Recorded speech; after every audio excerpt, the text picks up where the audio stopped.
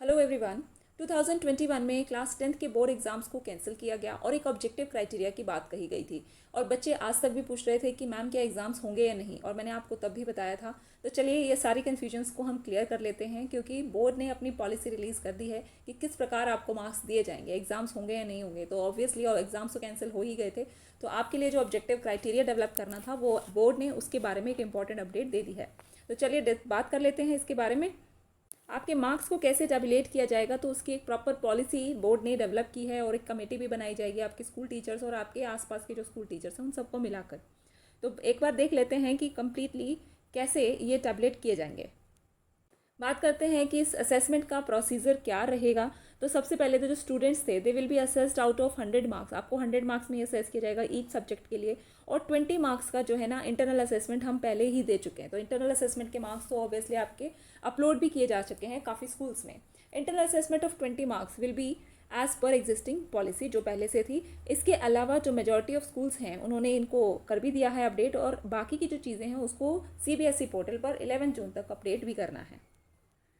20 marks की updation हो चुकी है, तो अब बचते हैं आपके 80 मार्क्स। इन 80 मार्क्स को कैसे टैबुलेट करना है, तो ये 2 पॉइंट्स है। देखो, based on the marks scored by the candidates in different test and exams. जो भी आपके साल भर में इस साल जो भी आपके टेस्ट हुए हैं या एग्जाम्स हुए हैं, चाहे वो ऑनलाइन हो ऑफलाइन हो, तो उन सब के बेसिस पर ये मार्क्स आपके टैबुलेट किए जाएंगे। इसके अलावा the marks should be in the consonance with the past performance.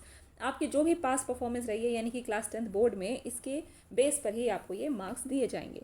और यहाँ पर बात की गई कि कॉन्स्टिट्यूशन ऑफ एक रिजल्ट कमेटी की भी कॉन्स्टिट्यूशन की जाएगी, जिसके अंदर आपके स्कूल के प्रिंसिपल होंगे और 7 टीचर्स भी होंगे, जिसके अंदर मैथ्स के, सोशल साइंस के, साइंस के and 2 language teachers will be there. And इसके अलावा 2 आउटसाइडर यानी कि जो बाहर के जो स्कूल्स हैं, आपके स्कूल के अलावा जो नेबरिंग स्कूल्स हैं, वहाँ से भी 2 टीचर इस कमेटी में होंगे। उसके बाद है कि आपकी जो रिकॉर्ड कीपिंग रहेगी, यानी कि जो आपके जितने भी एविडेंस हैं असेसमेंट के, वो सब रिकॉर्ड रखे जाएंगे अच्छे से स्टूडेंट वाइज। ठीक है, रोल नंबर वाइज जो है आपके सारे डॉक्यूमेंट्स को प्रिपेयर किया जाएगा, अच्छे से मेंटेन किया जाएगा। अब यहाँ पे आपके सारे मार्क्स के बारे में बताया गया है कि पीरियोडिक टेस्ट और जो यूनिट टेस्ट हैं वो 10 मार्क्स में रहेंगे। हाफ ईयरली या कोई मिड टर्म एग्जामिनेशन हुआ था, कोई भी टेस्ट हुआ था ऐसा, तो 30 मार्क्स उसके रहेंगे। इसके अलावा जो आपका प्री बोर्ड है उसको बच्चों 40 मार्क्स में आपको दिया जाएगा, यानी कि उसको 40 मार्क्स की वेटेज दी जाएगी और टोटल मिला के आपके हो जाएंगे 80 मार्क्स। तो आप समझ के होंगे कि 20 मार्क्स जो है वो इंटरनल असेसमेंट के रहेंगे, जो कि हालांकि अपलोड भी कर दिए हैं काफ़ी टीचर्स, काफ़ी स्कूल्स के द्वारा। और फिर है 80 मार्क्स। तो ये 80 मार्क्स हैं, जो 80 मार्क्स का आपका प्री बोर्ड हुआ था, ये 80 मार्क्स को फर्दर डिवाइड कर दिया गया है इन मार्क्स में। इसके अलावा वही है, सेफ कीपिंग ऑफ रिकॉर्ड्स होगा। आपके सभी बच्चों के स्टूडेंट वाइज जो है रिकॉर्ड प्रिपेयर किया जाएगा, उसको अच्छे से रखा जाएगा, और जो कमेटी है वो पूरा अच्छे से उसको तैयार करेगी और रिजल्ट को बनाया जाएगा। और verification of record by CBSE, और CBSE किसी भी समय जो है आपके रिकॉर्ड्स को आप मतलब कॉल कर सकते हैं और उनको आपके रिकॉर्ड की वेरिफिकेशन की जा सकती है। वो स्कूल से होगा, टीचर्स के थ्रू होगा, आपका उसमें कोई रोल नहीं होगा। इसके अलावा जो आपका डेटा एक बार अपलोड हो जाएगा तो वही फाइनल होगा। और एक और बात इंपॉर्टेंट ये है कि अगर कोई भी बच्चा जो कि अनसेटिस्फाई रहता है अपने इन मार्क्स से, तो वो बाद में जब कंडीशंस ठीक हो जाएंगी वो अपने एग्ज़ाम को फिजिकली मोड में जाकर वो दे भी सकते हैं। उसके बाद है कि कैंडिडेट जो अपीयर नहीं हुए असेसमेंट के लिए, उनके लिए भी गाइडलाइंस हैं, उनके लिए भी एक तरीका जो है अच्छे से इसमें मेंटेन करा गया है। और एंड इफ़ ग्रेस मार्क्स की रिक्वायरमेंट होती है कि बच्चा अगर ग्रेस मार्क्स के बाद वो पास हो रहा है, तो इसका भी क्राइटेरिया रखा गया है, दिए जाएंगे आपको। Next point is, in case अगर कोई कंपार्टमेंट स्टूडेंट होता है तो उसकी कंपार्टमेंट एग्जामिनेशन को बाद में कंडक्ट करवाया जाएगा, चाहे उसे ऑफलाइन करवाया जाए या ऑनलाइन करवाया जाए, और सैम्पलिफिकेशन पेपर पे वो बेस्ड रहेगा उसका पेपर।